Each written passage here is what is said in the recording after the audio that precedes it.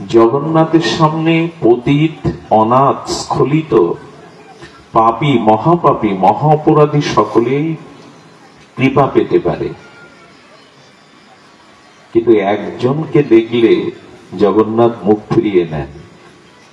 তিনি আর কেউ না, যিনি জগন্নাথের সামনে গিয়ে বলেন, আমি অনাথ, আমার কেউ নেই। জগন্নাথ তখন কষ্ট পেয়ে মুখ ফিরিয়ে নেন, আমি তো জগতের নাথ, আমি আছি, তুমি কেন নিজেকে অনাথ ভাবছ?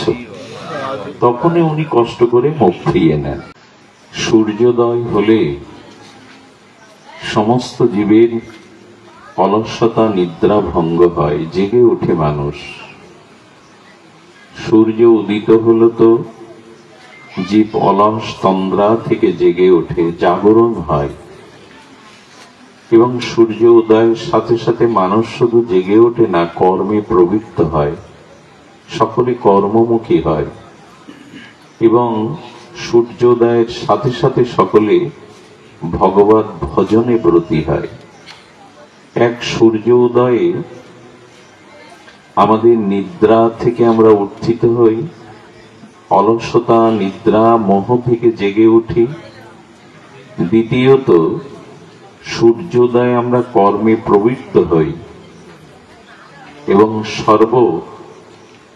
সূর্যোদয়ের যে শ্রেষ্ঠতা, সেটা হলো মানুষ ধর্মকর্মে ঈশ্বর উপাসনায় ব্রতী হয়। তেমনি আজকের যে বিশ্বজনীন রথযাত্রা, সার্বকালিক, সার্বদেশিক, সার্বজনীন হয়েছে রথযাত্রা। এটা কার জন্য? মহাপ্রভু প্রেম সূর্য যখন লীলাচলে উদিত হয়েছিল, সেই মহাপ্রভুর কল্যাণে আজ রথযাত্রা সারা বিশ্বব্যাপী প্লাবিত হয়েছেন মহাপ্রভুর কল্যাণে। ওই যে বললাম, সূর্য উদয় হলে জেগে ওঠে প্রাণীকুল। সূর্য উদয়ে মানুষ ধর্মকর্মে ব্রতী হয়, মোহ ভেঙে যায়, নিদ্রা ভেঙে যায়। তেমনি আজকের যে পুরীর ভুবনমঙ্গল বিস্ম বিস্তৃত যে সর্ববৃহত্তম এই রথযাত্রায় অবদান মহাপ্রভুর। তো শ্রীমান মহাপ্রভুকে স্মরণ করি, কারণ যে কৃষ্ণ, গতকাল একটি প্রসঙ্গে বলেছিলাম, জগন্নাথ দর্শনের সব থেকে দৃশ্যমান হয় জগন্নাথের চক্ষু এবং জগন্নাথের অধর, ঠোঁট। আপনি জগন্নাথের শ্রীমূর্তি, শ্রীবিগ্রহ দেখবেন, এই কলিযুগে জগন্নাথই একমাত্র কথা বলা ঠাকুর, সবসময় কথা বলেন। এই জন্য অধরটা ওখানে বড় করে দেখানো, চোখটা কেন বৃহৎ করে দেখানো, কারণ পলক পড়ে না। পলক না পড়া ঠাকুর কেউ নেই জগন্নাথ ছাড়া। পলক পড়ে না কেন? যে জীবের প্রতি যে কল্যাণ দৃষ্টি, মঙ্গল দৃষ্টি, সেটা যেন পলকে বিঘ্ন না হয়। জগন্নাথের সামনে পতিত, অনাথ, স্খলিত, পাপী, মহাপাপী, মহা অপরাধী সকলেই কৃপা পেতে পারে,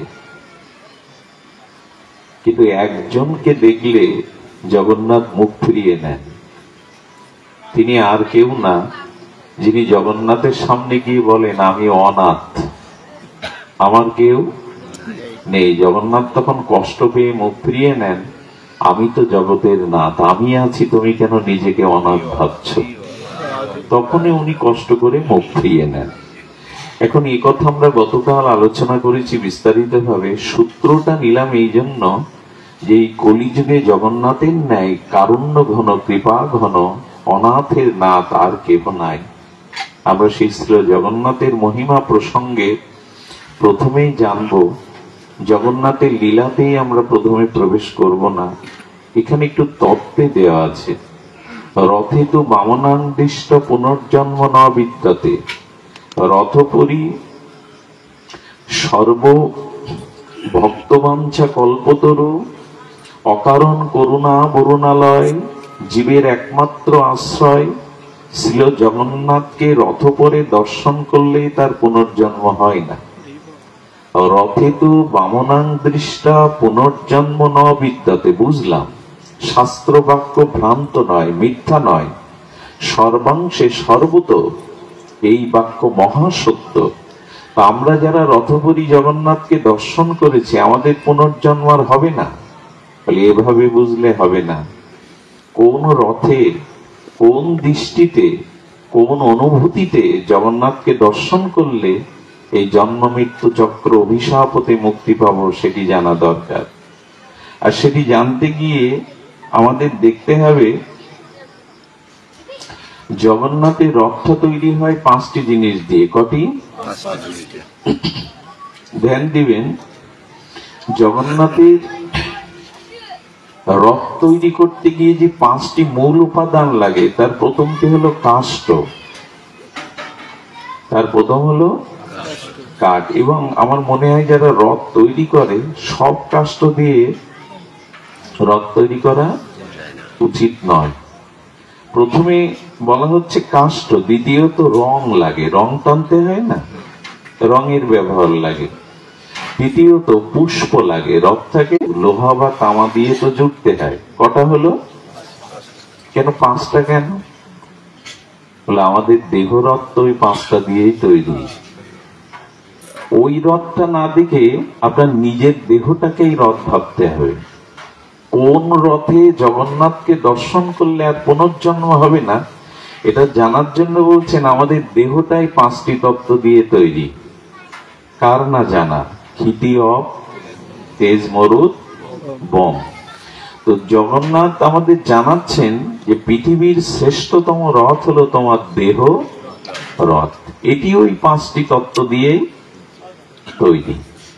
জল, মাটি, আগুন, বায়ু, আকাশ। তো এই 5টি তত্ত্ব দিয়ে এই দেহ সৃজন হয়েছে। জগন্নাথের রথ এই 5টি তত্ত্ব দিয়েই সৃজন হয়েছে। এখন লক্ষ্য করুন তো, শুধু রথকে কেউ প্রণাম করে কি জগন্নাথ ব্যতীত? রথ কি শোভামান হয়, সুন্দর হয়, প্রণামের অধিকারী হয় যদি জগন্নাথ তাতে না তোলা হয়? আমাদের দেহের কোনো মূল্য নেই। এ দেহ কখনো শ্রেষ্ঠ, সুন্দর, আনন্দময় হতে পারে না যদি এই দেহে জগন্নাথ না তোলা যায়। এই দেহ রথে যদি জগন্নাথকে না তোলা যায়, রথ সাজানো হলো সোনা, মণি, মাণিক্য, পুষ্প, আভরণ দিয়ে, বস্ত্র অলংকার দিয়ে রথ সাজানো হলো, কিন্তু রথে জগন্নাথ তোলা হবে না। রথের কি মূল্য? এটা বোঝা যায় কখন জানেন? আচ্ছা, জগন্নাথের রথটা 6 মাস আগে থেকে তৈরি হয়। শত শত বংশ পরম্পরার সাধুরা তৈরি করে, বাইরের কোনো মিস্ত্রি না, ওইটা বংশ পরম্পরায়। প্রতি বছর রথ করতে হবে কেন নতুন? এবছর যে রথটা করা হলো, এত মূল্যবান, এত বৃহৎ রথ, তো ওইটা রংচং করে আবার আগামী বছর করা যায়? পুরীতে কিন্তু তার নিয়ম, হাজার হাজার বছর ধরে প্রতি বছরই নিত্য নবায়ন নূতন রথ তৈরি করতে হবে। একটা অদ্ভুত জিনিস কি জানেন? এই যে হাজার বছর ধরে এত বৃহৎ রথগুলো প্রতি বছর নূতন করলে পুরনো রথটা কোথায় যায়? এগুলো কোথায় রাখা হয়?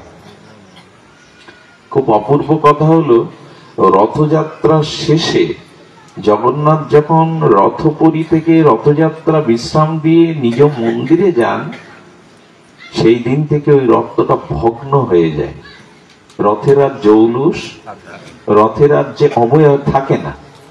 এই কথার অর্থ হলো এই, আমাদের এই পঞ্চত্ব দিয়ে যে দেহ তৈরি রথ, এই দেহ রথে জগন্নাথ যদি ওঠেই তবে দেহ রথের মহিমা আছে। তা না হলে, আচ্ছা, আত্মা না থাকলে আমার এই দেহটার কি মহিমা? আত্মারূপী পরমাত্মা স্বরূপ সচ্চিদানন্দ জগন্নাথ আমাদের এই দেহরথে আছেন বিদায় এই দেহরথের মূল্য। আচ্ছা, লক্ষ্য করেন, ওখানে 4টি ঘোড়া। জগন্নাথের রথের নাম কি? নন্দী ঘোষ। নন্দী ঘোষ। বলদেবের রথের নাম হলো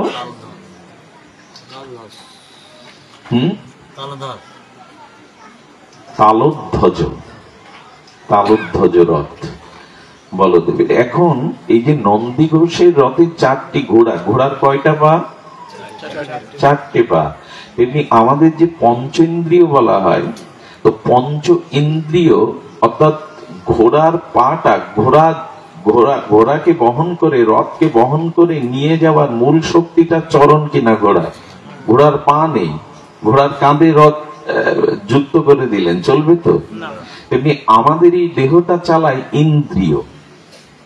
আমাদের এই দেহটা চালায় কি? ইন্দ্রিয় পরিচালনা করে। কিন্তু ইন্দ্রিয় তো বিষয়ের দিকে যেতে চায়, তাই না? চোখ, কান, নাক, জ্ঞান ইন্দ্রিয়, কর্মেন্দ্রিয় কোথায় যেতে চায়? বিষয়ের দিকে যেতে চায়। সেখানে বলা হলো এই বিষয়মুখী ইন্দ্রিয়কে নিয়ন্ত্রণ করতে পারে। দেখবেন রথের একটা লাগাম থাকে তো, না? ঘোড়ার লাগাম থাকে তো। এই লাগামটা বিবেক, আর এই বিবেকটা জগন্নাথের হাতে তুলে দাও। বিবেকটা তোমার মনোমতো করে বিবেক পরিচালনা করো না, বিবেকটা জগন্নাথের হাতে তুলে দাও। তাহলে এই রথটা গুন্ডিচায় যাবে। গুন্ডিচা মানে এখানে বৃন্দাবন। মহাপ্রভু এত আনন্দ করেন কেন? কারণ জগন্নাথের মন্দিরটা হলো দ্বারকা, আর জগন্নাথ মহাপ্রভু মনে করেন গুন্ডিচা হলো শ্রীধাম বৃন্দাবন। এই জন্য ব্রজের পথে যদি যাও, প্রেমের পথে যদি যেতে চাও, নিজের বিবেক বিবেচনাকে, বিবেকটাকে জগন্নাথের হাতে তুলে দাও, তাহলে ইন্দ্রগুলো ব্রজের দিকে ছুটবে। যেমন আপনারা কত দূর থেকে, কোথায় কপিলবনি তালা, কত যশোর, কোথায় দূর থেকে আপনার এই ইন্দ্রগুলো কোথায় এনেছেন? ব্রজধামেই তো, ভগবত ধামেই তো, জগন্নাথ ধামেই তো। কে আনলো? বিবেক এনেছে। না আজকে যাই বাড়ি বসে থেকে, বিবেক আপনাদের এখানে এনেছে। এইভাবে রথকে দেখতে হবে। আজকে যে রথের রশি ধরে টানলাম এরকম না, কারণ আমার এই দেহ রথে জগন্নাথ আছেন, আর আমার ইন্দ্রিয়গুলি বিষয় সংসার ভোগের দিকে যেতে চায়। সেই ইন্দ্রকে নিয়ন্ত্রণ করার জন্য বিবেকটা জগন্নাথের হাতে তুলে দাও। জগন্নাথই তোমাকে ব্রজের পথে, যেমন রথের সামনে মহাপ্রভু নর্তন কীর্তন করতে করতে গুন্ডিচায় চলেছেন, ব্রজের দিকে চলেছেন। তো সর্বোপরি আমাদের এই দেহ রথে জগন্নাথকে বসাতে হবে।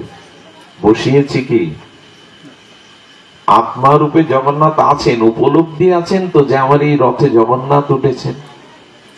আচ্ছা, রথ রাস্তায় যেতে যেতে যখন রথকে দেখে সকলে প্রণাম করছে, হ্যাঁ, মহন্তজন, সাধুজন, শ্রেষ্ঠজন, রথ যদি ভেবে বসে ওরা আমায় প্রণাম করছে, এটা রথের ভুল না ঠিক?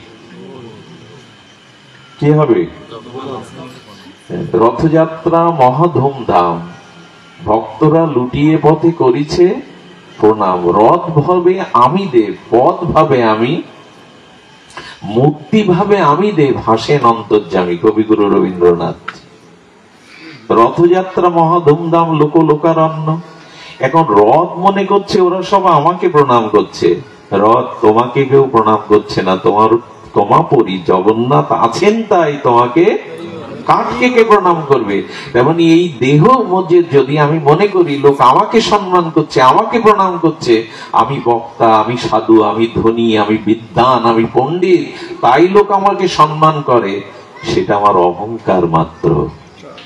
আমার মধ্যে জগন্নাথ আছেন, জগন্নাথকে ভেবেই তোমাকে লোক সম্মান প্রণাম করছে, তোমার দেহটাকে নয়। খালি রথটাকে পড়ে থাকলো, কে প্রণাম করে? এটা আমরা তো ভাবি আমার গৌরব, আমার অভিমান, আমি কীর্তনীয়, আমি পাঠক, আমি বিদ্বান, পণ্ডিত। না, রথ ভাবছে আমাকে প্রণাম করছে লুটিয়ে, আমি ধন্য। রথ তোমাকে কেউ প্রণাম করে না। তোমাপরি জগন্নাথ আছে আমার হৃদয়ে, জগন্নাথ রূপী ভগবান আছেন বোধহয়, আমি লোকের ভালোবাসা পাই, সম্মান পাই, এটাতে আমার কোনো অভিমান। কিন্তু আমরা তো অভিমানী হয়ে উঠি, আমি শ্রেষ্ঠ, তাই না? এইভাবে ভাবতে হবে জগন্নাথ আছে। আমি একবার এক মহাত্মাকে বলেছিলাম, আমি কারো প্রণাম নিতে চাই না। আমার থেকে বড় গুরুজনরা যখন আমায় প্রণাম করে বড় লজ্জা পায়, কষ্ট হয়। তিনি বললেন, যদি এড়াতে না পারো তবে তোমার ভাবনাটা হবে ওরা আমার এই রক্ত মাংসের পিণ্ড দেহটাকে, আমার নামটাকে প্রণাম করছে না, আমার মধ্যে ভগবানের সত্তাকেই প্রণাম করছে। এখানে তোমার কোনো ভূমিকা নেই। তো আমাদের এই দেহরথে জগন্নাথকেই সকলে শ্রদ্ধা করছে, জগন্নাথেরই মহিমা, আমার মহিমা নয়। আচ্ছা, এই জন্য দেখবেন আত্মাটা দেহ থেকে চলে গেল, রথ থেকে জগন্নাথ নেমে গেল। প্রতি বছর নূতন করা হয় কেন জানেন? ওই রথের আর কোনো মূল্য নেই। এবং আমার দেহ থেকে জগন্নাথ যেদিন বিদায় নেবে, শ্রীমন্দিরে প্রবেশ করবে, আমার এই রথেরও আর কোনো মূল্য পড়ে থাকবে, কোনো মূল্য নেই। এই জন্য দেহকে নিয়ে কেন কেউ যেন আমরা গর্ব না করি, অভিমান না করি। জগন্নাথ যতক্ষণ আছে ততক্ষণ এই রথের মর্যাদা আছে। জগন্নাথ নেমে গেল তো এই মরা দেহ আমাকে পুড়িয়ে দেওয়ার ব্যবস্থা করা হবে। এই জন্য আমরা আমাদের দেহ রথে জগন্নাথকে বসাতে পেরেছি তো, আর জগন্নাথকে হৃদয় আসনে এই দেহরূপ রথে বসিয়ে আমরা ব্রজের পথে চলছি তো। এই হলো রথ যাত্রা। মানে কি শব্দটা কি দিয়েছে? রথ। খুব বুঝতে হবে, লীলা পরে, আগে তো আমরা তত্ত্বটা বুঝি। এর নাম দিয়েছে রথ যাত্রা। মানে কি? যাত্রা মানে একটি স্থান থেকে আরেকটি লক্ষ্য স্থানে গমন করার নাম হলো। আমরা এসেছিলাম পরম ব্রহ্মের কাছ থেকে, ভগবানের কাছ থেকে, আবার আমাদের যাত্রাটাও করতে হবে অনন্ত প্রেমময় ভগবত ধামের দিকে। তাহলে জগন্নাথকে দেহরথে বসিয়ে আর আমার ইন্দ্রগুলিকে সেই ব্রজের পথে, প্রেমের পথে, ভক্তির পথে আমি চালাচ্ছি তো। যদি চালাতে পারি, এরই নাম হলো রথ যাত্রা। আমার যাত্রা ব্রজের দিকে না, সংসারের দিকে, ভোগের দিকে। এই জন্য আমার জন্য এবছর রথযাত্রা আপনাদের হয়েছে, আমার হয়নি। আমি যাত্রা করেছি তো সংসারের দিকে, কামনা বাসনার দিকে, ব্রজের পথে তো নয়, প্রেমের পথে তো আমি যাত্রা শুরু করিনি। এখনো তো সেই স্ত্রী পুত্র মায়া মোহ ভোগ নিয়েই পড়ে আছে। আমার যাত্রা কোন দিকে? আমার লক্ষ্য কোন দিকে? ব্রজের পথে তো নয়, প্রেমের পথে তো নয়, ভগবানের স্বরূপ ধামের পথে তো নয়। এই জন্য এবছর আমার জন্য হয়তো রথযাত্রা নয়, কারণ আমি যাত্রাই শুরু করিনি। কথাগুলি জগন্নাথ বলছেন ওটা আমি মানি না, কারণ সবাই আমাকেই মানে, তোমাকে না। এই মধুর ঝগড়ায় বলছে প্রভু একটা প্রমাণ হোক। ঠিক আছে, ওই দেখো জগতে একটা লাশ শ্মশানে যাচ্ছে, 4 জন কাঁধে করে, পেছনে অনেক লোক নিয়ে যাচ্ছে। তো দেখো, আমরা যেমন হরে কৃষ্ণ মহামন্ত্র বলি, উত্তরপ্রদেশের মানুষ বলে রাম নাম, বলে দেখো মরা যাচ্ছে অন্ত্যেষ্টি ক্রিয়ায়, তবু আমার নাম নিচ্ছে, তোমার নাম তো নিচ্ছে না, তাহলে শ্রেষ্ঠ কে? লক্ষ্মী দেবী বলছেন প্রভু এভাবে বোঝালে হবে না, তবে আমার খেলটা দেখো। লক্ষ্মী দেবী করেছেন কি, হীরা মোহরের বৃষ্টি শুরু করেছেন ওই লাশের সামনে। লাশ যেদিকে যাচ্ছে শ্মশানে, আচ্ছা আকাশ থেকে যদি আমাদের সামনে হীরা সোনার বৃষ্টি হয়, কি করব? রাম নাম সত্য বলবো না কোড়াতে ব্যস্ত হবে? তাড়াতাড়ি লোক গিয়ে এসে সব হীরা মুক্তা কোড়াতে, সে রাম নাম সত্য হয়ে সত্য বন্ধ। লক্ষ্মী দেবী বলছেন আমার খেয়াল দেখেন, আমি দাবি করি না বলে, আরে আমার পিছনেই সব ছুটবে, আপনার পিছনে কেউ না। তো যখন সবাই কোড়াচ্ছে, যে 4 জন কাঁধে নিয়েছে পুত্র, তারা বলছে ভাই তুই একটু শক্ত করে ধরতো, আমিও কিছু কুড়িয়ে আনি। এটা যখন সবাই কোড়াতে ব্যস্ত, লাশ আবার মাঝে মাঝে রাখতে হয় না পথে, রেখে কোড়াতে ব্যস্ত। লক্ষ্মী দেবী হেসে বলছেন এই দেখুন প্রভু ঠেলা, সব আমাকে চাই, মুখে আপনার কথা বলে রাম নাম সত্য হয়ে। ভগবান দেখছেন আমি তো হেরেই যাচ্ছি। এরকম একটা কাহিনী গুরুদেবের মুখে শুনেছিলাম। লক্ষ্মীনারায়ণ বলছেন যে ওই একই কথা, প্রভু আপনাকে চায় না। তো সাধু বেশে এসে এক বড় শেঠ, তার অনেকগুলো ধর্মশালা, সেখানে সাধুকে দেখে, সাধুর ভজন শুনে সেই ধনী শেঠ যিনি ধর্মশালা রচনা করেছেন বললেন বাবা আপনি এখানে থেকে যান কৃপা করে, এভাবে ভজন শোনান। সব ঘরগুলো পড়ে বলছেন এই ঘরটায় যদি আমি যতদিন থাকতে চাই আমাকে থাকতে দাও, অন্য ঘরে যাব না, তাহলে থাকতে পারে। বললো সারা জীবন থাকো। লক্ষ্মী দেবীকে রাখলেন, দুজনেই উদাহরণ। লক্ষ্মী দেবী বললেন প্রভু আমাকেই চাই। মানুষ বনিতা করে বলে রাম নাম সত্য হয়ে, প্রকৃত আমাকেই চাই ওরা। তখন নারায়ণ বলছেন আচ্ছা সবাই তোমাকে চাইছে, মণিমুক্তা করাতে গেছে, একজন কিন্তু যায়নি। কে যায়নি বলুন তো? কে যায়নি? মরার পরে দেখবেন বাড়ি গাড়ি সব অন্যের নামে হয়ে যায়। এই জন্য জগন্নাথকে এই রথে বসান। তাকেই তাকেই নাথ মানেই তো তিনি নাথ। নাথ মানে স্বামী, নাথ মানে রক্ষক। আমার রক্ষককে, আমার প্রতিপালককে জগন্নাথ। এটা মনে করি তো না আমি কর্তা সেজে বসেছি। জগন্নাথকেই আপনি রক্ষক ভাবুন, তবেই আপনার কল্যাণ হবে। তো সুধীবৃন্দ, জগন্নাথের দুয়ার 4টি। যারা যাবেন জগন্নাথের, যদি কখনো পুরীতে যান, ওখানে দুয়ার কটা? পূর্ব, পশ্চিম, উত্তর, দক্ষিণে 4টি দুয়ার। পূর্ব দুয়ারে যদি যান, এটাকে বলা হয় সিংহ দুয়ার। কি বলা হয়? গরুর স্তম্ভের এটা সিংহ দুয়ার। মহাপ্রভু এখানে দাঁড়িয়ে জগন্নাথকে দেখতেন। কয়টা দুয়ার বললাম? বৃষ্টি আসছে, কষ্ট হলে এগিয়ে বসুন যেখানে বৃষ্টি না পড়ে, বা বারান্দায় যান। রথযাত্রায় বৃষ্টি হবে, এটাই স্বাভাবিক। বৃষ্টি কেন এলো প্রভু, আর একটু পরে আসতে পারলেন, এইসব যেন কেউ মনে করবেন না। যাই হোক, তো কি হয়েছে? 4টি কটা দুয়ার? আমাদের এই রথযাত্রার এই তত্ত্বটা শুনুন, আপনাদের ভেতরে একটা অভিনবত্ব জাগবে। 4টি দুয়ারের প্রথম দুয়ার, পূর্ব দুয়ারে হলো সিংহ দুয়ার, ওইখানে দাঁড়াতেন। এই সিংহ দুয়ারটা হলো ধর্মের দুয়ার। যদি জগন্নাথকে দর্শন করতে চাও, কৃপা পেতে চাও, তবে কোন দুয়ার দিয়ে দিতে হবে? ধর্ম। 4টি দুয়ারের 4টি নাম, পূর্ব, পশ্চিম, উত্তর, দক্ষিণ 4টি। জগন্নাথ দর্শন করতে গেলে দুয়ার কটা? 4টি। প্রথম দুয়ারটা হলো পূর্ব দুয়ার। পূর্ব দুয়ারে এটাকে ধর্ম দুয়ার বলা হয়েছে। অর্থাৎ জগন্নাথ দর্শনের কৃপা পেতে গেলে আমাদের কোন দুয়ার দিয়ে প্রবেশ করতে হবে? ধর্ম দিয়ে। ধর্ম দুয়ারে দিয়ে আমাদের প্রবেশ করতে হবে। আর প্রবেশ করেই দেখবেন জগন্নাথ পৌঁছাবার আগে, দর্শনের আগে ডান দিকেই সিংহ দুয়ার, একটু ভেতরে গেলেই ওখানে দেখবেন পতিত পাবন বিগ্রহ একটা ছোট। জগন্নাথের পতিত পাবন কেন জানেন? ওখানে জানিয়ে দিচ্ছে ধর্ম পথ দিয়ে প্রবেশ করলে তোমার ভয় নেই, পতিত পাবন আছে। তুমি যত পতিত হও, অপরাধী হও, তোমাকে কৃপা করবার জন্য জগন্নাথ পতিত পাবন রূপে ওখানে দাঁড়িয়ে। এমনকি বলা হয় যারা ভিড়ের মধ্যে জগন্নাথ দর্শন না করতে পারে, তারা ধর্ম দুয়ারে প্রবেশ করে যদি পতিত পাবনকে দর্শন করে, জগন্নাথের ফল হয়ে যায়। এই জন্য ওখানে জগন্নাথ দেওয়া,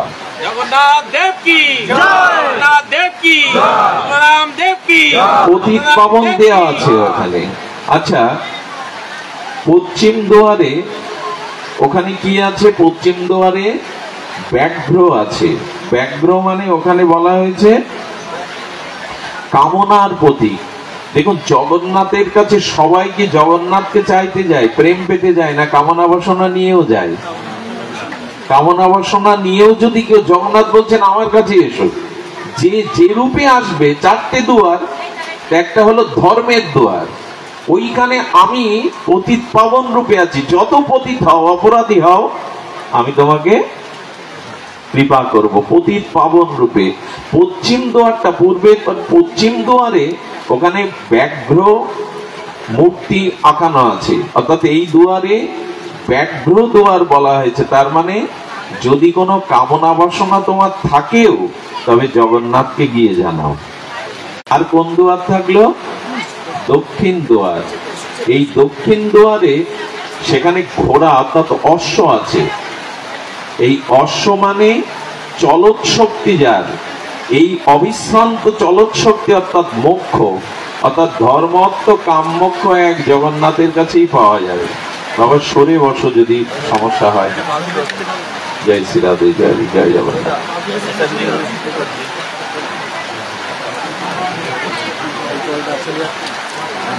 জয় জগন্নাথ, জয় শ্রী রাধে, জয় শ্রী রাধে। বাবা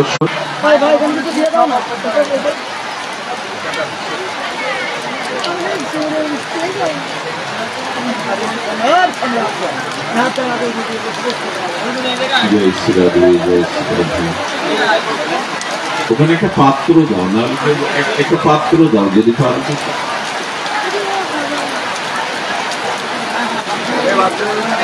জয় জগন্নাথ, জয় প্রভু জগন্নাথ, জয় জগন্নাথ প্রভু, প্রভু জগন্নাথ। জয় জগন্নাথ জয় প্রভু জগন্নাথ, জয় জগন্নাথ প্রভু জগন্নাথ, জয় জগন্নাথ জয় প্রভু জগন্নাথ, জয় জগন্নাথ বলো প্রভু জগন্নাথ। জগন্নাথ স্বামী জয় নয়ন পথগামী, নয়ন পথগামী জয় জগন্নাথ স্বামী, জগন্নাথ স্বামী জয় নয়ন পথগামী, নয়ন পথগামী জয় জগন্নাথ স্বামী। আমরা এই মধ্যে দিয়েই চালিয়ে যাই, বিশ্রাম করি। আচ্ছা, আমি আপনাদের অনুরোধ করছি এই 4 পথ দিয়ে কেউ প্রবেশ করবেন না জগন্নাথে, কারণ এই 4 পথে 4টি জিনিস পাওয়া যায়, ধর্ম অর্থ কাম আর মোক্ষ। কিন্তু মহাপ্রভু বলেছেন না, এই 4টি পথ না, তোমাকে প্রেমের পথ দিয়ে জগন্নাথের কাছে যেতে হবে। ধর্ম অর্থ কাম নয়, প্রেম নিয়ে যাও।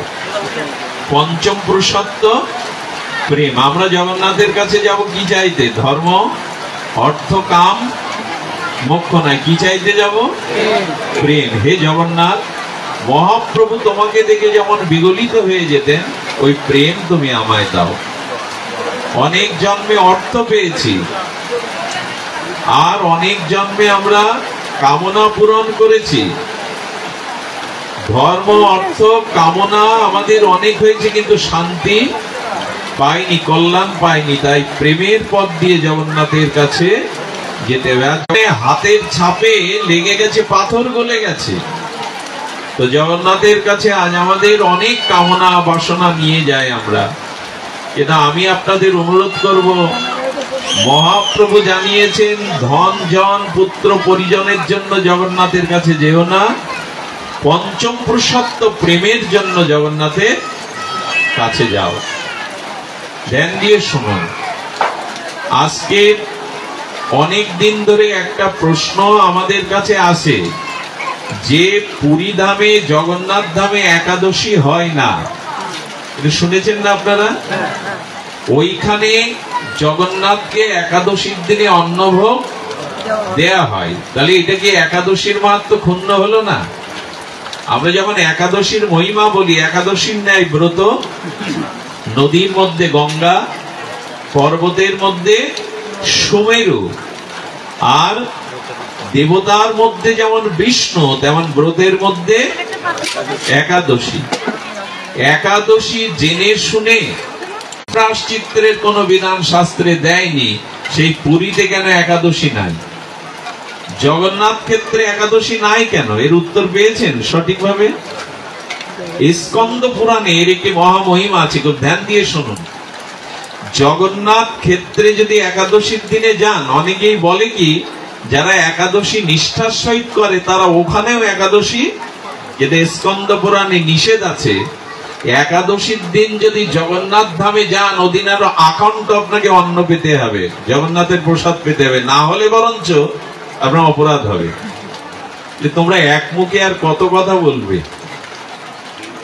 একাদশীতে পঞ্চশস্যের মধ্যে কি যায়? পাপ যায়। এই জন্য পঞ্চশস্য একাদশীতে নিতে নেই। কিন্তু জগন্নাথ ক্ষেত্রে এই নিয়ম নেই কেন?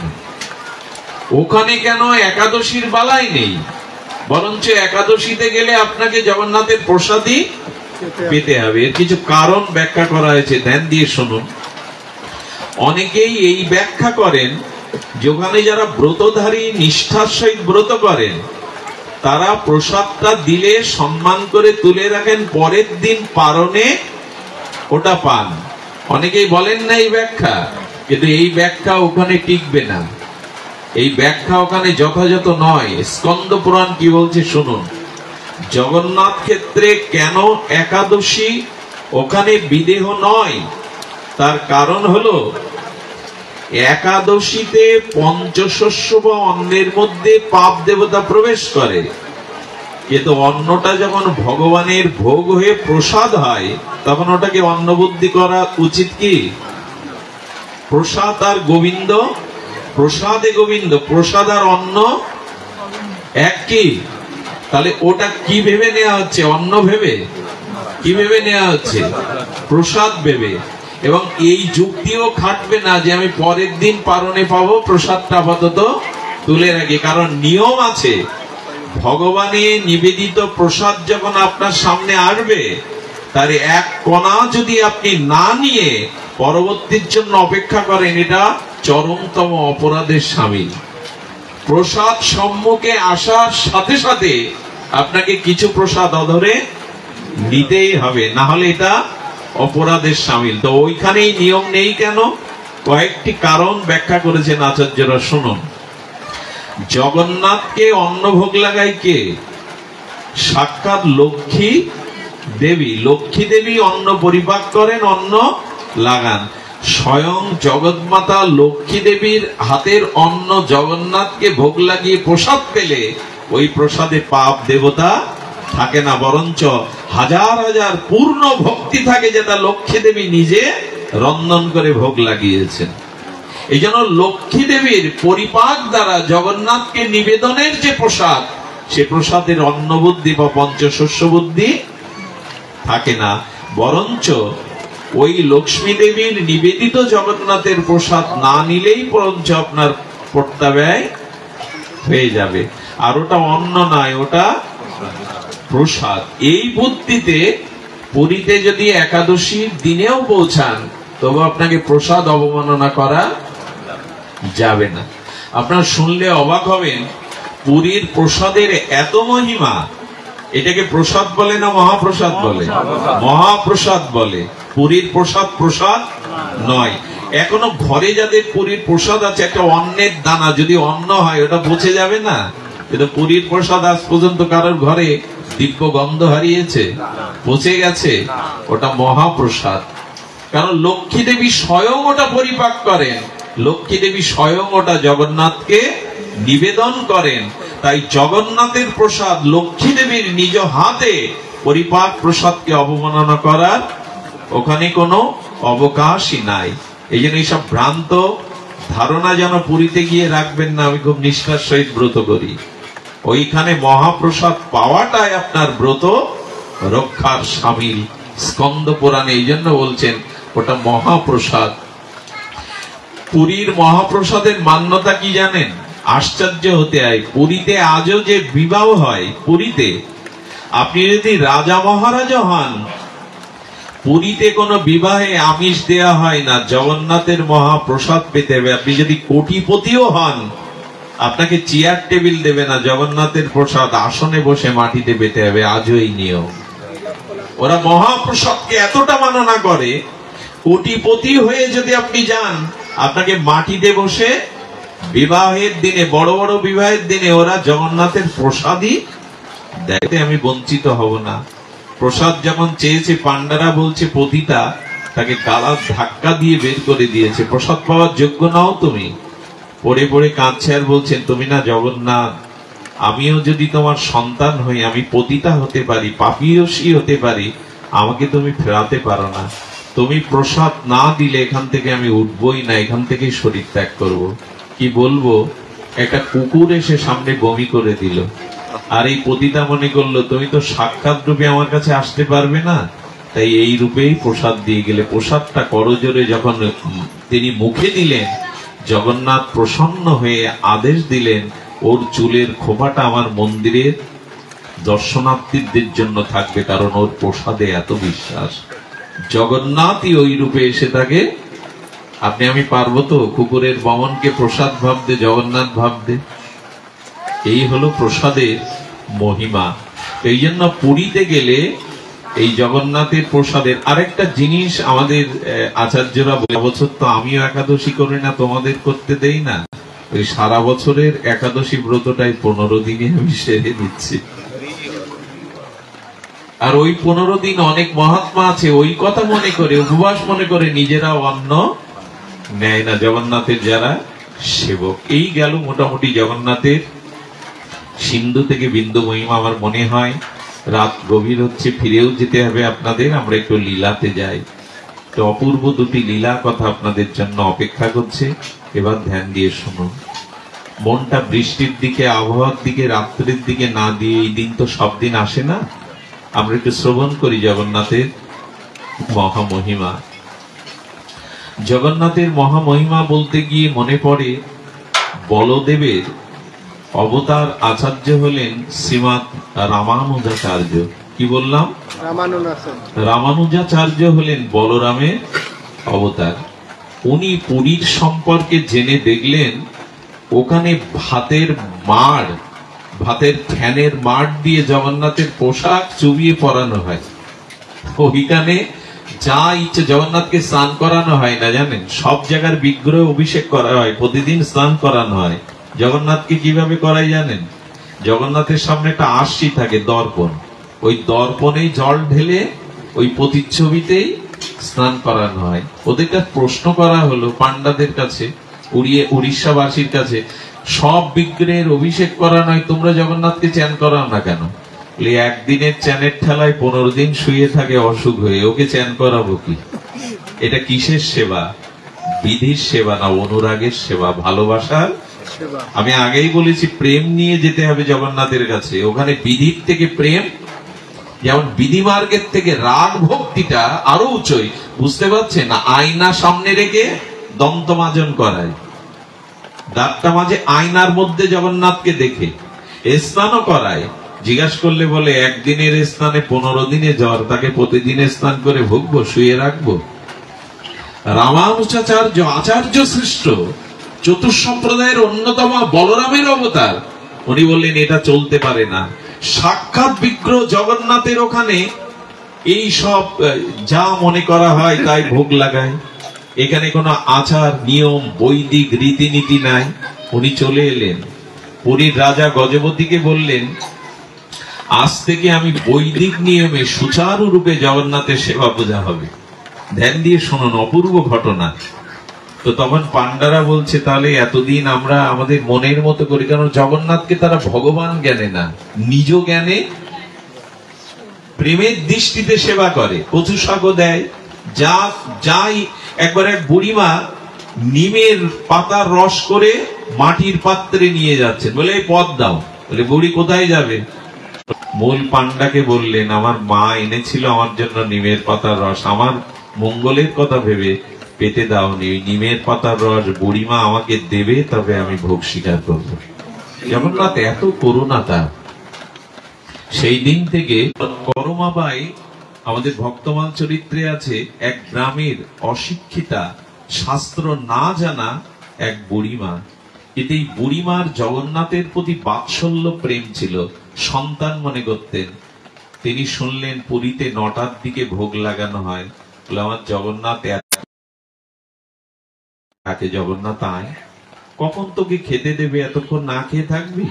ঠিক মা যেমন সন্তানকে ঘুম থেকে তুলেই খাওয়ানোর জন্য ব্যস্ত হয়, উনিও সন্তান মনে করে ওইভাবে আকুল ভাবে ডাকেন। কি বলবো আপনাদের, এত করুণা কলিযুগে জগন্নাথের। উনি এসে সাক্ষাৎ করমাবাইয়ের কাছ থেকে খিচুড়ি পেতেন, সাক্ষাৎ পেতেন। ওই এসে যেদিন দেরি হতো রান্না করতে, তখন উনি বলতেন তাড়াতাড়ি করো মা, তাড়াতাড়ি করো মা, এই থেকে নাও হয় করমা, তাড়াতাড়ি করমা, এই বলতে গিয়ে ওনার নাম হয় করমা। একদিন এক সাধু এসে দেখছেন উনি জগন্নাথের ভোগ লাগান, অথচ বাসি কাপড়ে তিলক না, মালা না। গালে বলে বুড়ি ভুল হচ্ছে তোমার, আরে শাস্ত্র না মানলে ভগবান সেবা নেয় না। শাস্ত্র মানো, স্নান করো, তিলক মালা আহ্নিক করে তবে ভগবানের ভোগ রান্না করতে হয়। বুড়িমা তো শাস্ত্র জানে না, শ্রদ্ধা আছে, ভয়ে ভয়ে পরের দিন সকালে ওই করতে গেছে। জগন্নাথ দাঁড়িয়ে থেকে বারবার বলছে তাড়াতাড়ি করো না মা, তাড়াতাড়ি করো, 9টা বেজে যাচ্ছে, মন্দিরের দুয়ার খুলবে। জগন্নাথ সেদিন আর প্রসাদ কি বলবো আপনাদের। জগন্নাথ পান্ডাকে দিয়ে পাঠাচ্ছেন ওই সাধুর কাছে, যাও গিয়ে জিজ্ঞাসা করো তো কোলের সন্তানকে মা খাওয়াতে গেলে তার স্নানমালা তিলক নিতে হয় কিনা, আহ্নিক করতে হয় কিনা। ওকে বলে দাও সব জায়গার জন্য সব নিয়ম না, ওকে বলে দাও ওকে আমার মা, আমাকেও বাৎসল্য জ্ঞানে ভালোবাসে, এই জন্য ওই নিয়ম এখানে। সাধুকে যখন পান্ডা বলল, জিহ্বা কেটে বারবার ক্ষমা চাইতে লাগলো, মা ভুল করেছি, তুই যে রাজ্যের ভালোবাসা দিয়ে জগন্নাথকে ভালোবেসেছিস, ওখানে আমি কল্পনাতেও পৌঁছাতে ক্ষমা করে দেবা। এর কিছুদিন পর জগন্নাথের নিত্যলীলায় কর্ম গড়িয়ে পড়ছে। এ সত্য সংবাদ শুনুন। জগন্নাথের চরণে পাণ্ডারা গজপতি রাজা বললে, প্রভু কাঁদছো কেন তুমি? আনন্দের ঠাকুর বললে, আমার মা আজ নিত্যলোকে চলে গেল কর্মাবায়, আমাকে খিচুড়ি কে খাওয়াবে? প্রতিদিন সকালে ডেকে ডেকে আমাকে এই খিচুড়ি প্রসাদ কে খাওয়াবে? সেই দিন থেকে করমাবাইয়ের নামে আজও বালভোগে জগন্নাথকে খিচুড়ি দেয়া হয়। এত করুণা জগন্নাথের। তো রামানুজাচার্য এসেছেন, আমি বৈদিক নিয়মে আজ থেকে এখানে সুচারুরূপে জগন্নাথের সেবা। এই পাণ্ডারা তোমরা বেরো, আর ওনার মুখের উপরে কথা বলবে রাজারও বলদেবের আচার্য অবতার। 5 দিন জগন্নাথের সেবা উনি বৈদিক নিয়মে করছেন। কি নিয়মে? 5 দিন। সেবকরা বাইরে দাঁড়িয়ে কাঁদছে, গোসাই আচার্য কি সেবা দিচ্ছেন জানি না, আমরা আমাদের মনের মতো করে সেবা দিতাম, আমরা মন্ত্র না জানলেও আমাদের জগন্নাথ যা ভালোবাসে তাই করতাম। জগন্নাথকে ওরা কিরকম ভালোবাসে জানেন? এই যে জগন্নাথকে রথে তোলার আগে দেখেছেন দুলে দুলে তোলে জগন্নাথকে। আচ্ছা, সরাসরি তুললে তো হয় না, উনি নেচে নেচে দুলে দুলে আনন্দে উঠবেন। তো দুলে দুলে তুলতে তুলতে ওটা তো অনেক ভারী, মাঝে মাঝে ওরা যখন বইতে পারে না, পেছন থেকে পাণ্ডারা গালি দেয়। ভগবানকে গালি দেয় কারা? ভগবান ভেবে না প্রিয়জন ভেবে? ব্রজবাসীরা নন্দলালাকে গালি দিত, সে গালি বড় মধুর। বলে খেয়ে খেয়ে খুব ভারী হয়ে গেছে না, খেয়ে খেয়ে খুব ভারী হয়ে গেছে, এখন উঠতে কষ্ট হচ্ছে তোমার। এরই বলে প্রেম, এরই বলে ভালো। ভগবানকে বলতে পারবেন তো খেয়ে ভারী হয়ে গেছে, হ্যাঁ উঠতে চাচ্ছ না, পড়ে যাচ্ছ, এরকম বলে ওরা। পাণ্ডারা মনে করছে ঘরে দৌড় দিয়ে কাঁদছে ওখানে দাঁড়িয়ে। জগন্নাথ ভেতরে যখন কাঁদছেন, রামানুজাচার্য দেখছেন জগন্নাথের চোখে জল। বলদেব বলছেন, সুভদ্রা দেবী বলছেন, ঠাকুর ঠাকুর তুমি কাঁদছো কেন? বলে, আমার ভক্তদের সেবা যে আমি 5 দিন পাচ্ছি না, আমার কষ্ট হচ্ছে।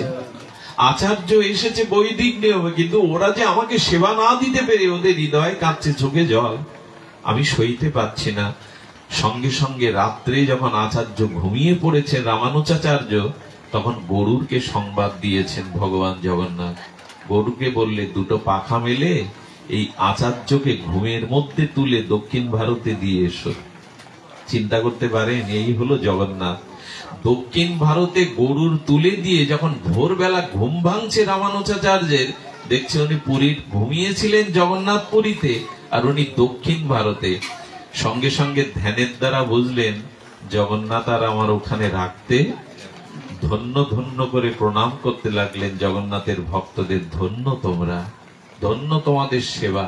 এই জন্য সবসময় যে শাস্ত্রের নিয়ম মেনে সেবা, ভালোবাসার সেবা এরকম নয়।